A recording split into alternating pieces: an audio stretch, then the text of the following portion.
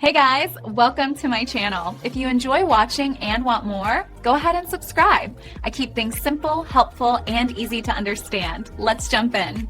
Microsoft Outlook is a powerhouse email client used by millions of professionals across America to manage their daily tasks. One of the biggest advantages of using Outlook is its deep integration with the Microsoft 365 suite. You can easily schedule meetings through the built-in calendar while viewing a Word document or an Excel spreadsheet. This seamless connection saves time and keeps your workflow organized. Security is another major pro. Outlook offers robust spam filters and enterprise-level protection against phishing attacks. You can also use advanced rules to automatically sort your incoming mail into specific folders. However, there are some downsides to consider before switching.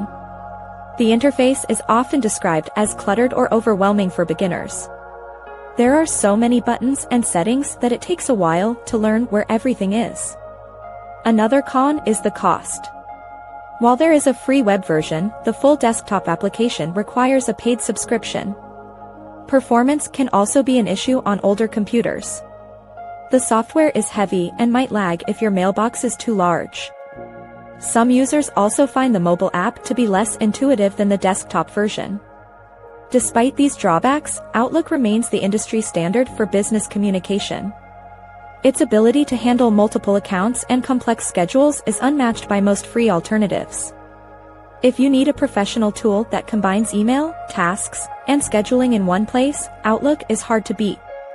Just be prepared for a bit of a learning curve as you master its many features. Ultimately, choosing the right email service for business depends on your specific needs for productivity and your budget. Thanks so much for watching. If you liked the video, tap the thumbs up, hit subscribe, and ring the bell so you don't miss anything new. See you next time.